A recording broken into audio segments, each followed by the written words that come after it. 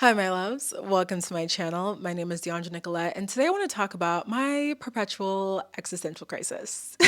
I feel like every single time we get to a new month or a new week, I feel this excitement for what's to come. And it's especially heightened by the fact that it is the end of 2024. We've just entered December, and I'm feeling this excitedness, this hopefulness for what 2025 can be and what I want it to be. But I'm also at the same time feeling this sort of sadness and mourning for everything that I wanted 2024 to be and everything that it ended up not being. So I was having a chat with my mom this morning and she mentioned, feeling a little bit down. So December is her birthday month. I was asking her, I was like, do you typically feel down in your birthday month? I think there are a lot of different contributing factors to people feeling a little bit down in December. We obviously have seasonal affective disorder.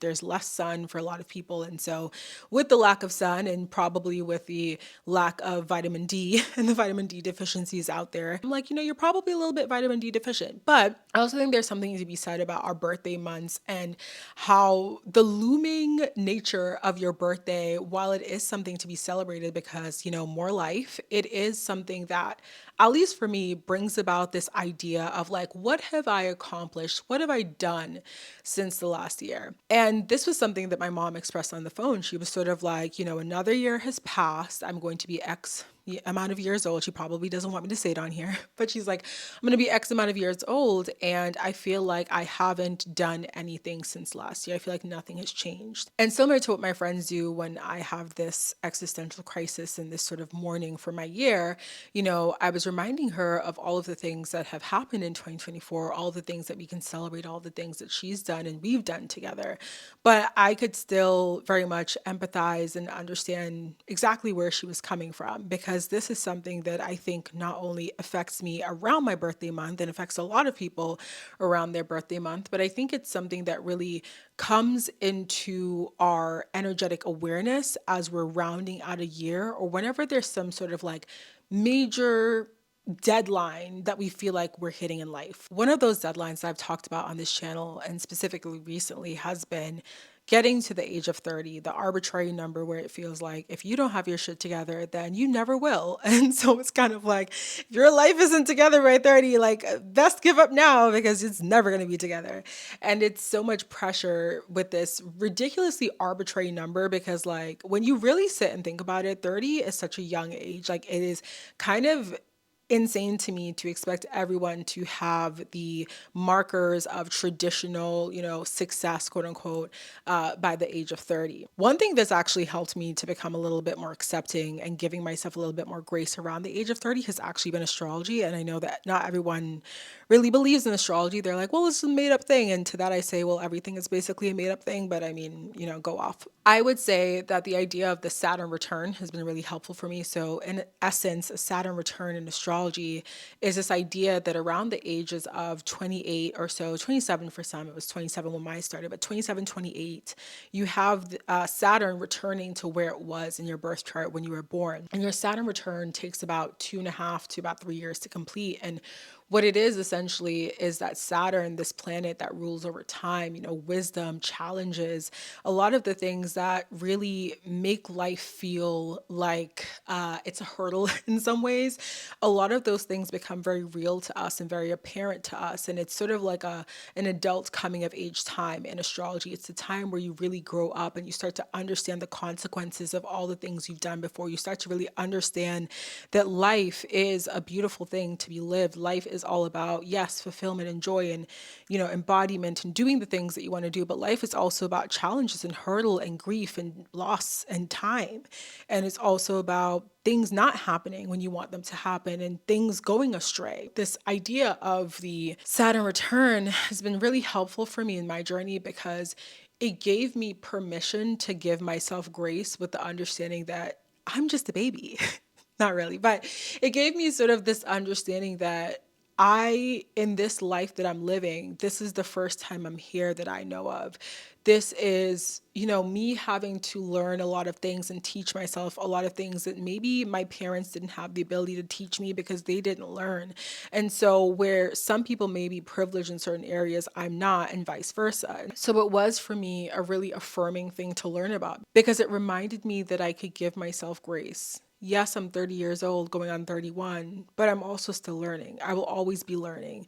And as long as I don't give up on learning, as long as I don't, tell myself this is the end, and if I haven't learned it now, I'll never learn it, as long as I adopt the mentality of like, I have more time, so I have more opportunities to learn, to grow, to better myself, then I am on the path to success and I am successful. One thing that I've been struggling with that I sort of mentioned in a previous video is sort of this like hamster wheel of life. And I've been seeing some people on Reddit post about this. And this is something that I have sort of struggled, towing the line with, is this understanding that, what is life? And I always joke with my friends, I say, like, what is life? And, we talk about like life is just life. Life is what you make it. And it truly is, because when we ask the question, what is life? And when you think about what your life means and what you do with your time, and for a lot of people, that is very, cyclical. Is that the word? Like, it's just very repetitive in that they go to work, they come home. If you're going to work every single day and you're coming home and it feels like every single day is the same in and out, you start to sort of like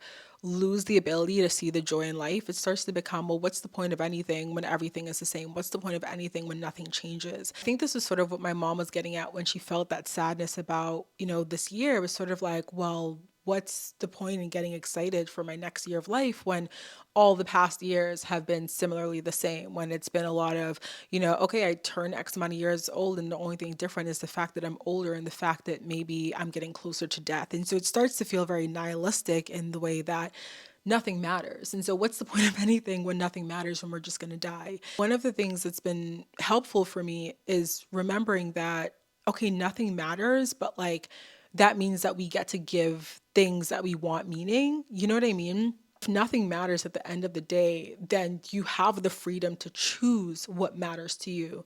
So, what matters to me and what's important to me might not mean anything to someone else, but because in essence, nothing matters, I get to choose to give meaning to the things that I want to give meaning to. And I was watching a video about this morning, and the person who was doing the video, I'll link it down below, she was talking about this as, oh my God, what was it? I think she used the term tragic optimism. I might be misphrasing that, but essentially what she was talking about was literally allowing yourself to understand that life does include tragedy. It's not about chasing joy, or it's not about understanding that joy is the height of everything, but it's about understanding that life is a mix of things, right? It's a mix of tragic outcomes and also a mix of really positive outcomes.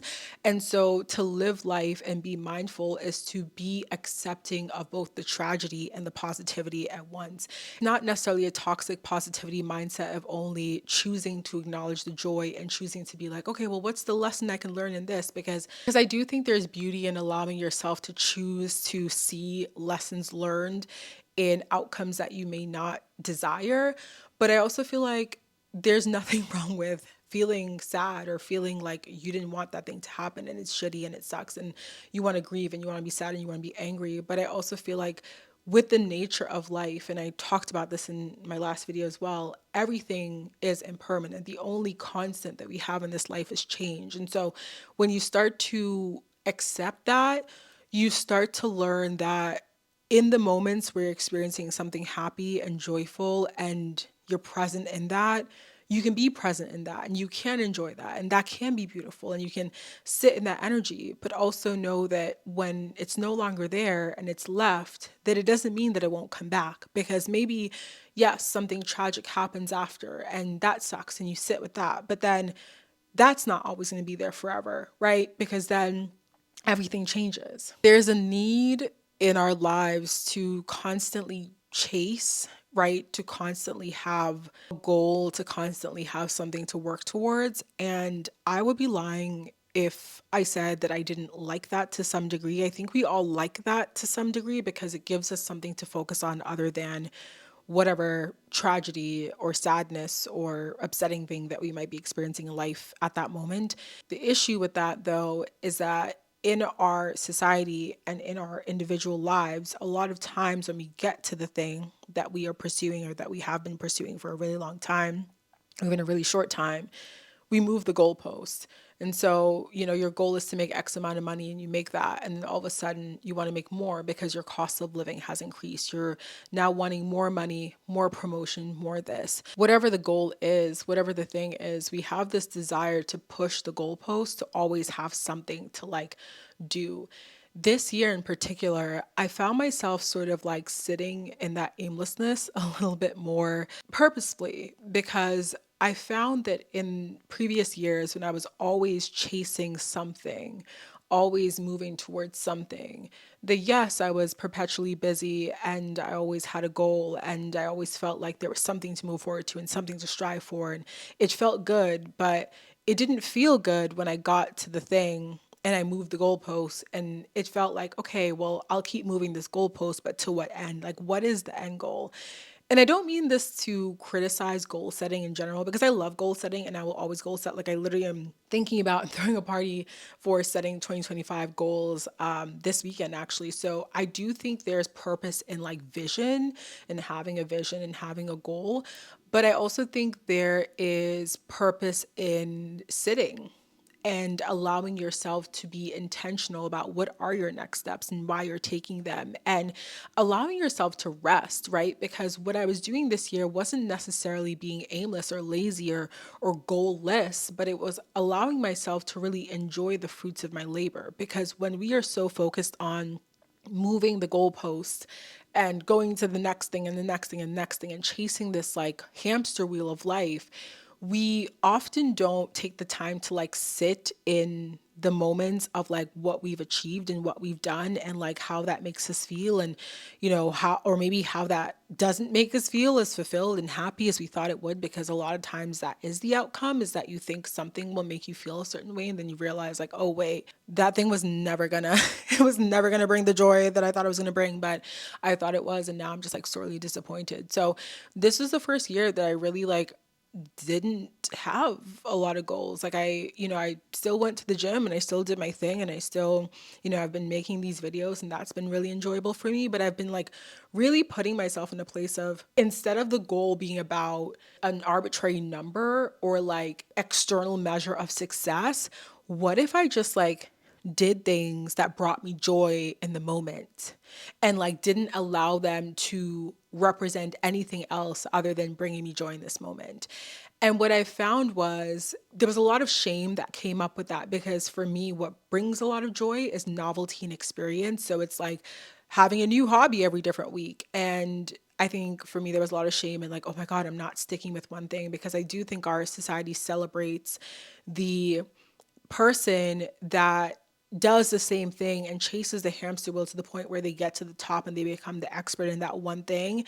And I do think like becoming the expert, like, the 10,000 hours of like doing that thing and becoming the expert should be celebrated. But I also think that we should celebrate the people that are just living, the people that are choosing moments of joy, the people that are pursuing things that bring them joy, or, nurturing their community, nurturing their relationships, nurturing whatever's around them and celebrating what they have, because that brings them joy. We come to the end of the year, and as I'm thinking about 2025, like, yes, there are specific, financial goals and things that I want to set of that nature, but I'm also looking at my goal setting process a little bit differently, because I'm thinking of it more as like, instead of what can I achieve and do for the external validation, what are some ways that I could create routines or create systems that can help me recognize what makes me happy, or that can help me recognize what brings me joy, or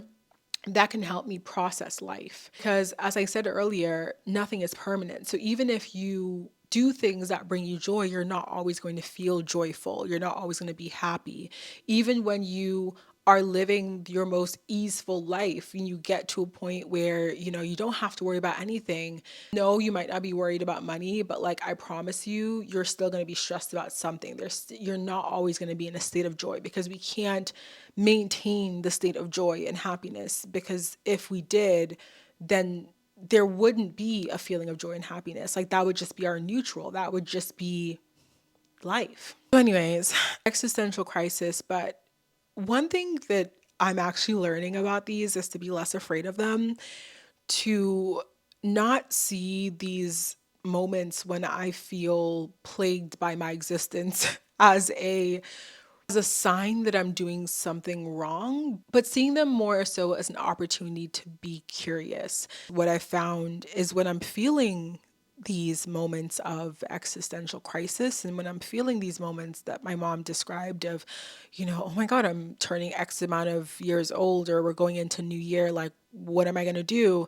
A lot of times the feeling, the heaviness that is plaguing me is not necessarily because that's my feeling, but it's more that I'm actually feeling this sort of external pressure of like having a certain thing or being a certain thing or doing a certain thing by a certain age and feeling like, damn, I haven't done that. I might not do that. And so I'm a failure. My life is not worth living. And so I'm just not doing it right. Something is wrong with me. A lot of that is just using this external and capitalistic measure of success to define my worth. And that's where I actually walk away feeling like something is wrong versus when I sit with where I am and I remove the perception of who I am and what my worth is based on the societal measures.